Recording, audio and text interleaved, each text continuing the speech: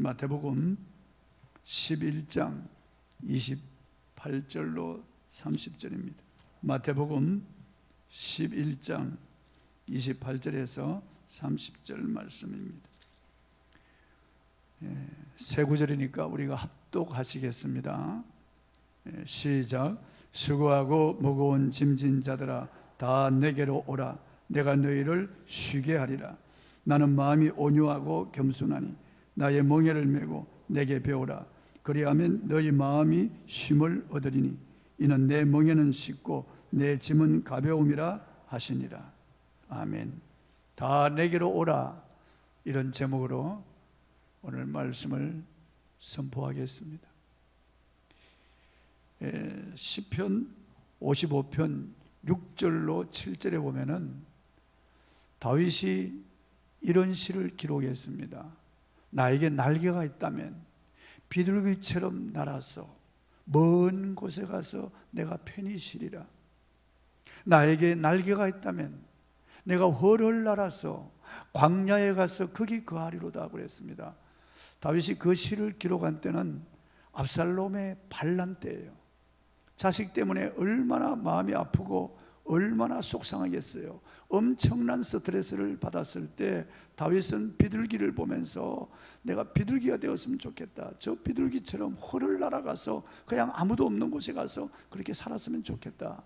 그렇게 시를 기록한 것이에요.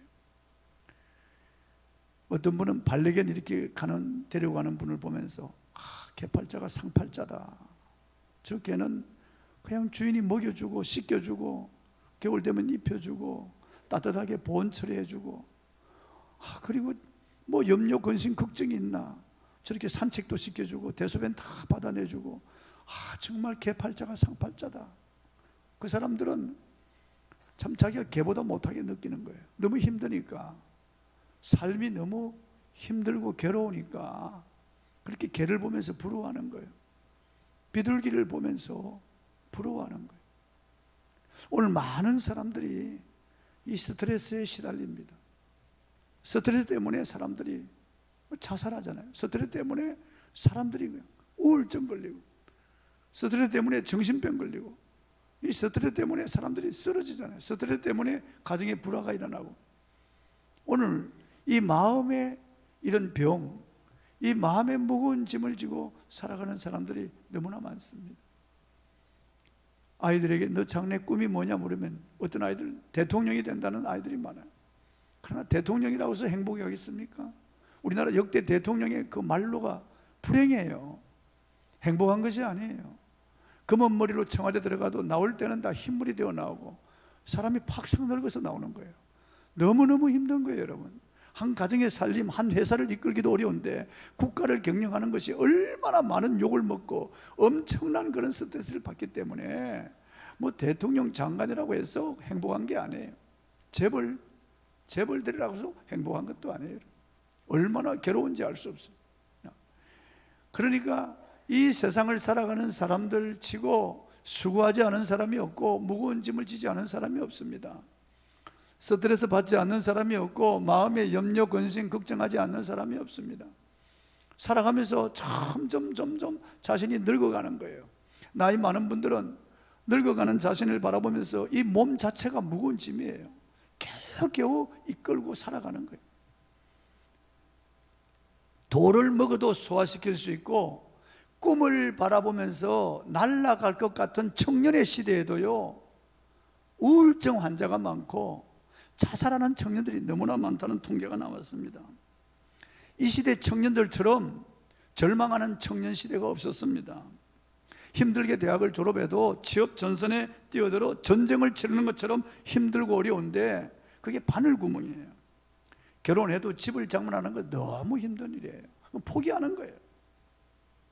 지난 4년간 청년 세대에서 우울증 환자가 급증한 것으로 나타났습니다.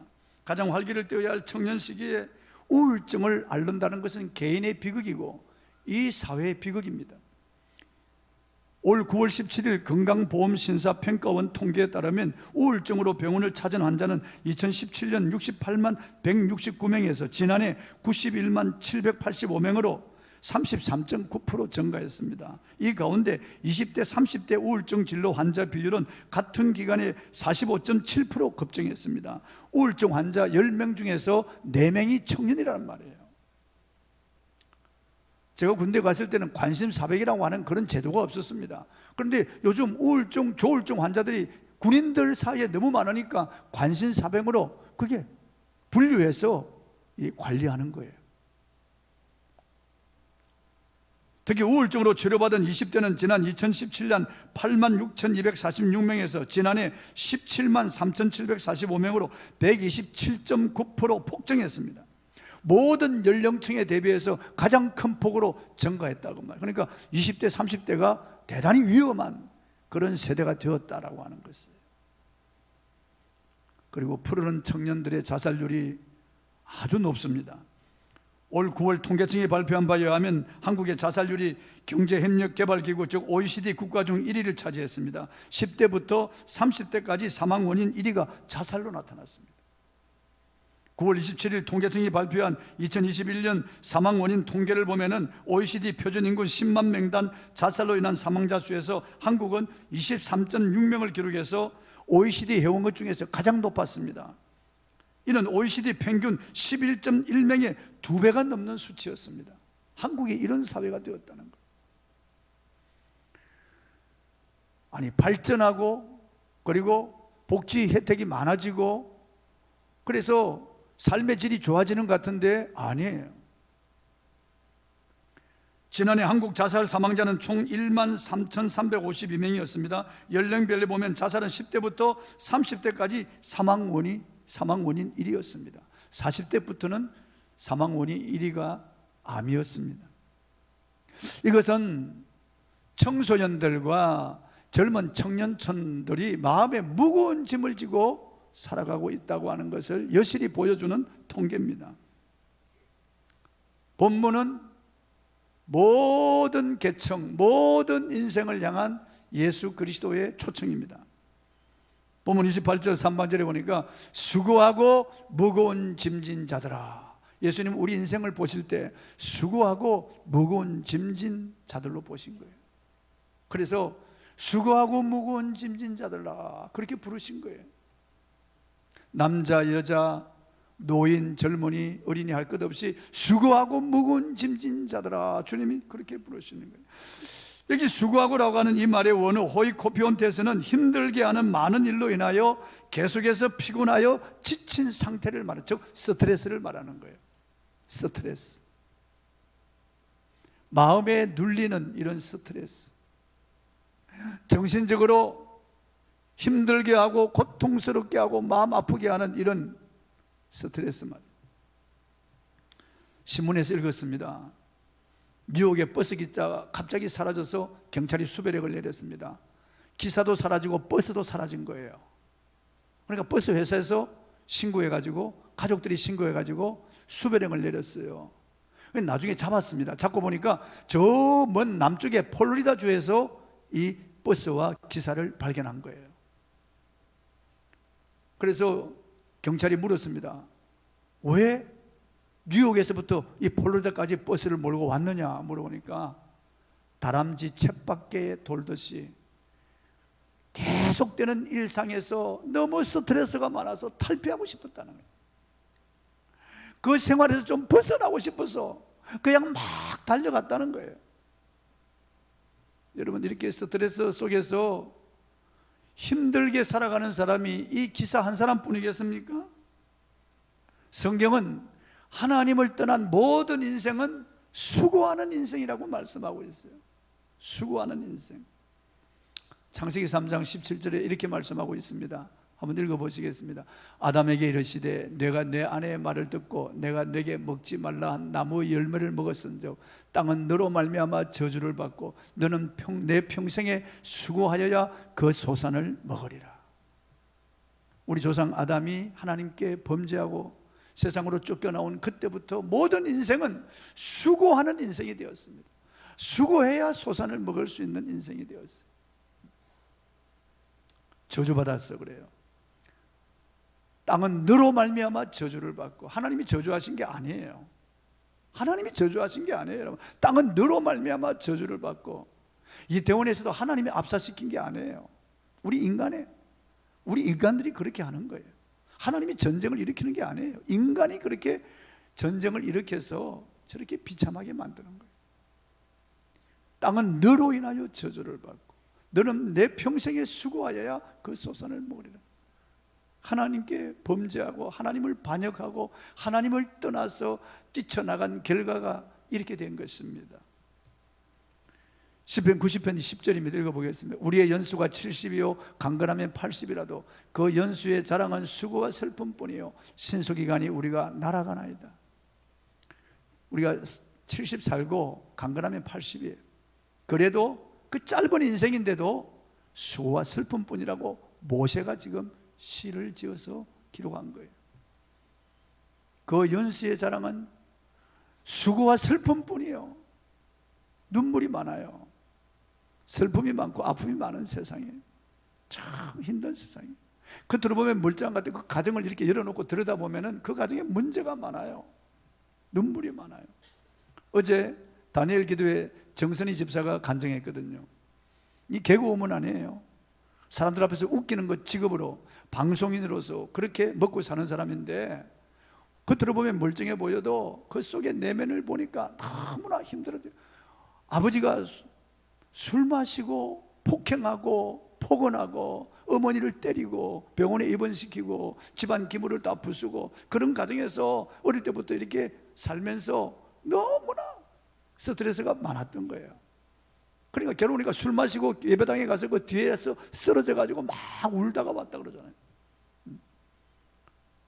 교회도 안 다니면서도 예배당에 가서 막 울면서 왔다 그러죠. 너무나 그냥 괴로우니까, 너무 마음이 아프니까.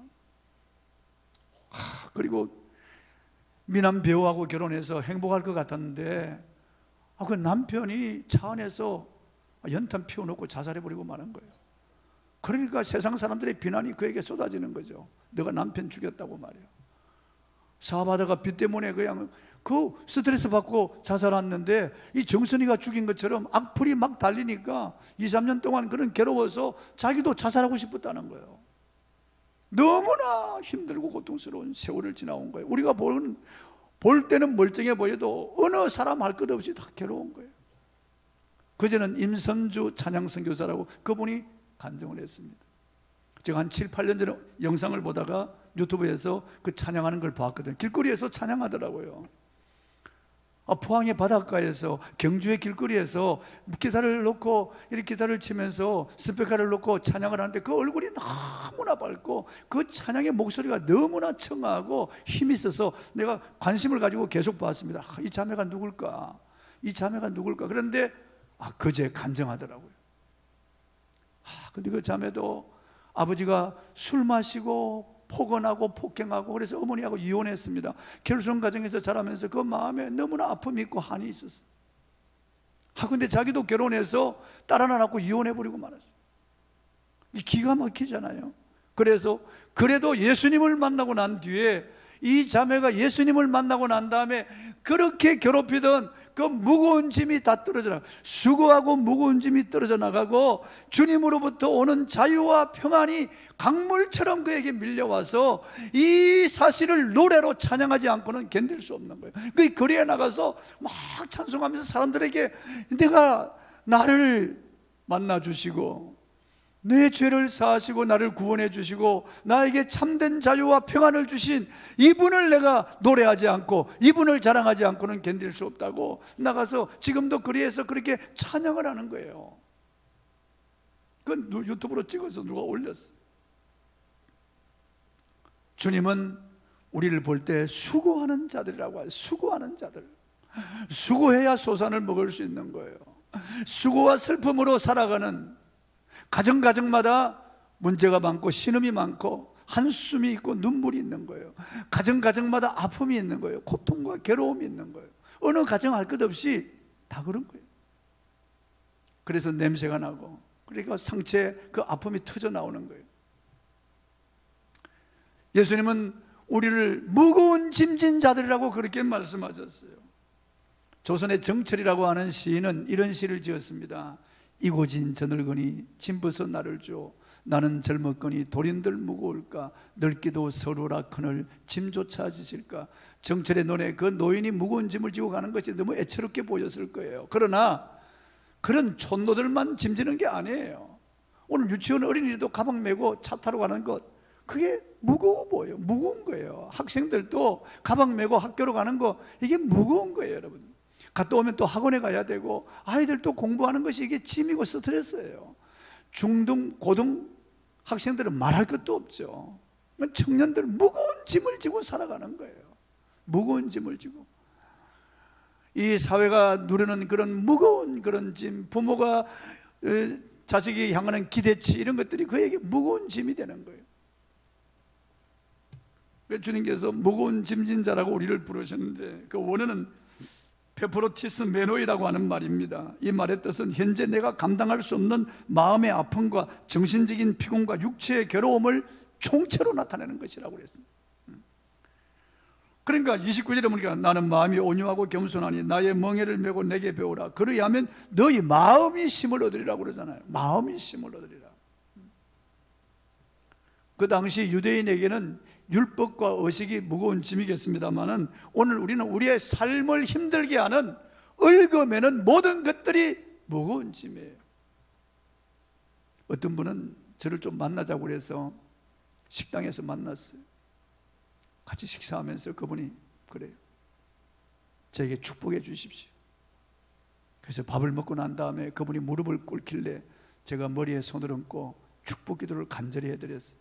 그러면 그분이 눈물을 흘리면서, 목사님, 조금 전에 제가 20년 동안 쌀 한 가마니를 어깨에 메고 다녔는데, 쌀 한 가마니를 어깨에 메고 다닌 것 같았는데 그게 뚝 떨어져 나갔습니다.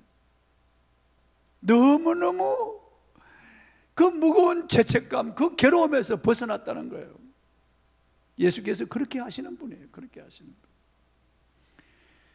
현대인들은 육체의 무거운 짐을 지고 살아가고 있습니다. 아침부터 저녁까지 일해도, 부부간에 같이 맞벌이해도 여전히 월세는 늘어가고 빚독촉이 있고 애들 공부시켜야 되는데 그렇게 뜻대로 되지 않고 힘든 거예요. 집을 살 수 없는 이런 아픔이 계속되는 거예요. 그러니까 이게 무거운 짐이죠. 육체의 질병에 무거운 짐을 지고 살아가는 분들이 있습니다. 신체 부자요함, 이 지체장애로 고통하는 분들, 그리고 몸에 암뿐만 아니라 여러 가지 질병이 있습니다. 기관지의 질병, 오장육부에 병들지 않는 사람 별로 없습니다. 그러니까 많은 그런 질병이 우리를 괴롭히는 거예요. 이 시대에 병명을 알 수 없는 그런 병이 많고, 또 코로나가 끝나면 어떤 바이러스가 또 인간에게 덮칠지 알 수가 없는 거예요. 그러니까 이 시대에 얼마나 많은 병들이 기승을 부리고 있는지 알 수가 없습니다. 조금 나이가 많아지면 관절마다 아프고 진액이 말라가면서 걸어가고, 사람들이 서 있는 것도 힘들고 앉는 것도 힘들다는 거죠. 현대인들은 정신적인 무서운 그런 질병을 앓고 있습니다. 우울증, 조울증, 노이로제, 그리고 공황장애, 그리고 정신분열증, 그리고 속에 계속해서 다가오는 이런 불안증, 강박관념, 그리고 염려, 근심, 걱정이 끊이지 않습니다. 불안하고 두려운 거예요. 세월 가면 갈수록 사람들이 불안한 거예요. 정신적인 고통을 안고 살아가고 있습니다. 외모에 대한 콤플렉스. 그래서 어떤 사람들은 계속 성형수술을 해도 만족감이 없어서 결국 얼굴이 선풍기처럼 변해버리는 그런 사람도 있습니다.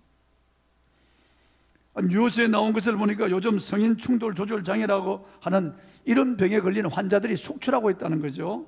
ADHD라고 하는 그런 병인데, 20세 이상의 환자 수가 10년 사이 20.9배나 늘어났다고 합니다. 이 병은 어떤 충동적으로 결정하고 뛰어든다는 거예요. 이 병은 마치 브레이크가 고장난 버스 같아서 순간순간 충동적인 행동을 하는 심각한 정신장애라고 하니, 이런 질병에 걸린 사람들이 많다는 거죠. 젊은 사람들 중에서. 그러니까 얼마 전에 말이죠, 이 철도에 관계되는 그 회사에 근무하는 그 젊은이가 스토킹 하다가 반대하니까, 거부하니까 가서 그 여자를 죽인 거 아니겠어요? 순간의 충동을 이기지 못해서 인생을 망치고 만 거예요. 현대인들은 마음에 무거운 짐을 지고 살아가고 있습니다. 어릴 때 가족으로부터 받은 상처가 많아요. 저도 그런 상처가 있었어요. 그래서 쓴뿌리가 있었어요. 저도 가까운 부모로부터, 가족들로부터 받은 이런 상처가 쓴물이 되어서 계속 뿜어져 나오고 있는 거예요. 살아가면서 그것들이 저에게 많은 그런 짐이 되었어요. 그런 것들이 힘들었어요. 마음의 그런 고통과 아픔이죠. 괴로운 거죠. 어릴 때 성추행이나 성폭행을 당한 그런 경험이 있는 사람들은 평생을 따라가는 거예요. 그런 것들이요. 그리고 남편과 아내의 불륜과 외도를 해서 가정에 마음의 짐을 지고 살아가는 사람들이 많습니다. 이 자식들이 탈선해서 정말 마음에 무거운 짐을 지고 살아가는 부모들이 많습니다. 무엇보다도 무거운 죄짐을 지고 살아가는 사람들이 얼마나 많습니까? 에이즈나 에볼라보다 더 무서운 것이 죄예요. 죄는 한번 붙으면 고착성이 있어서 떨어지지 않습니다. 어디든지 따라가는 거예요. 이 죄는 점점 자랍니다. 욕심이 잉태한 적 죄를 낳고 죄가 장성한 적 사망을 낳는다고 말씀하고 있습니다. 바늘 도둑이 소도둑 된다는 말이 있잖아요. 3살 버릇 여덟 간다는 말이 있듯이 이 죄는 점점 자라는 거예요. 그래서 오늘 이 사회의 심각한 문제는 죄 문제예요. 이 죄는 하나님으로부터 오는 모든 기쁨과 즐거움을 빼앗아갑니다. 우리 가정의 모든 행복을 다 빼앗아가는 거예요. 이 죄가 들어오니까 이 가정이 계속 파괴되는 거예요. 죄가 들어오니까 가정에 계속 분란이 일어나는 거예요. 유명한 영국의 월리엄 카프라고 하는 이런 시인, 6살 때 어머니의 죽음을 겪은 후에 평생의 우울증에 걸렸습니다. 그는 몇 번 자살을 시도했고 급기야 33살에는 18개월 동안 정신병원에 입원해서 치료를 받아야만 했습니다. 그래도 어느 날 그는 신약성경 로마서 3장 25절을 읽다가 큰 충격과 은혜를 받았습니다. 한번 읽어보겠습니다. 이 예수를 하나님이 그의 피로써 믿음으로 말미암는 화목제물로 세우셨으니 이는 하나님께서 길이 참으시는 중에 전에 지은 죄를 간구하심으로 자기의 의로우심을 나타내려 하심이니. 하나님이 죄는 미워하지만 우리 죄인은 너무너무 사랑하셨어. 그의 아들을 화목제물로 십자가에 내어주셨다는 거죠. 그 아들의 피를 흘려서 우리의 모든 죄를 용서하는 제사를 드렸다는 거죠. 그래서 하나님도 십자가를 통해서 그의 의를 나타내시고 우리도 의롭다고 하시는 거예요. 누구든지 회개하고 예수를 믿으면은 과거, 현재, 미래 모든 죄에서 용서받는다는 거예요. 이 구절을 읽고 난 다음에 월리엄 카프가 자유함을 얻은 거예요. 이 구절을 읽고 난 다음에 그는 기뻐서 소리친 거예요. 그가 이렇게 고백했습니다. 그 말씀을 읽는 순간 의의 태양이 내게 비치었고 나는 그리스도께서 나의 모든 죄와 허물을 사하셨다는 것을 깨달았다. 나는 기쁨과 감격에 겨워 아무 말도 할 수가 없었다. 그저 사랑과 경외감에 잠겨 하나님을 바라보며 눈물을 흘릴 따름이었다. 그래서 그는 그날로 새 사람이 되었고 그날 정신병이 깨끗이 나와서 퇴원했습니다. 그리고 하나님을 찬미하는 수많은 찬송시를 지었습니다.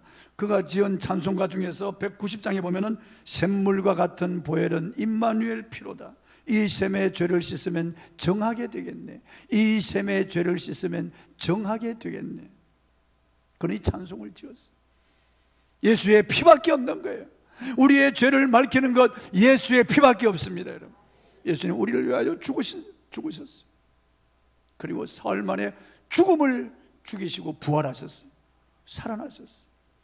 그리고 40일 동안 지상에 계시다가 우리에게 하나님 나라 일을 말씀하시고 하늘로 올라가셨어요. 그리고 성령을 보내주셨어요. 이제는 예수님을 찾는 모든 사람 그들과 함께 하십니다. 함께 하시는 거예요. 나는 아직까지 불교에 부처를 만났다는 사람 만나본 적이 없습니다. 어떤 고매한 그런 중이라도 스님이라도 자기가 믿는다고 하는 부처를 만났다고 하는 그런 스님을 만나본 적이 없고 그런 글을 읽어본 적이 없습니다. 나는 이슬람 교도들이 마호멧을 만났다, 알라를 만났다, 그런 글을 읽어본 적이 없습니다. 그런 말을 들어본 적이 없습니다. 나는 힌두교 신자들이 그들이 믿는 시바나 브라만을 만났다고 하는 그런 글을 읽어본 적이 없습니다. 왜냐하면 이 세상 모든 종교는 인간이 만들어낸 것이고 그들이 있다고 해서 있는 우상이기 때문에 그것들이 만나줄 리가 없고 그들이 기도를 들어줄 리가 없죠. 그들이 우리의 수고하고 무거운 짐을 맡아줄 리가 없습니다. 그러나 예수님은 죽으시고 살아나셨어요. 영원토록 살아계십니다. 하늘과 땅의 모든 권세를 가지고 계십니다. 하늘도 다스리고 땅도 다스리십니다. 그를 믿는 모든 자들과 함께 하시는 거예요. 모든 사람의 수고하고 무거운 짐을 넉넉히 맡아주시는 거예요. 머리털보다도 더 많은 우리의 모든 죄를 사해 주신 분, 먹보다 검고 주홍보다 붉은 모든 죄를 용서해 주신 그분께서 우리의 죄를 맡아주지 않겠습니까? 우리의 수고하고 무거운 짐 관공서에 맡기겠어요? 시민단체에 맡기겠어요? 친정이나 시댁에 맡기겠어요? 아니에요. 아무리 좋은 시댁이나 친정이라도요, 이 무거운 짐을 맡겨서 좋아할 그런 사람이 없습니다. 한 번, 두 번이죠. 계속해서 맡아줄 여력이 없는 거예요. 맡아주고 싶어도 맡아줄 수 있는 힘이 없습니다. 그러나 예수님은 아무리 수고하고 무거운 짐, 아무리 많은 짐을 진 자들, 그런 짐을 지고 오면 그런 사람일수록 더 예수님을 환영하시는 거예요. 수고하고 무거운 짐 진 자들아, 다 내게로 오라. 다 내게로 오라. 본문 28절 하반절입니다. 다 내게로 오라. 내가 너희를 쉬게 하리라. 너희 마음이 쉼을 얻으리라. 육체도 정신도 마음도 우리의 삶도 쉼을 얻는다는 거예요. 세상에서 헛된 것을 쫓아다니며 이리 부딪히고 저리 부딪혀 상처받고 쓰러지는 사람들, 허무하고 무의미한 이 세상에서 정말 마음의 허전함을 느끼고 살아가는 이런 사람들, 육체적으로 마음적으로 병들어서 괴로워하는 이러한 사람들, 탄식하는 사람들, 자살을 생각하는 사람들, 문득문득 좀 떠났으면 좋겠다고 생각하는 이런 사람들, 예수님이 초청하다. 다 내게로 오라. 다 내게로 오라.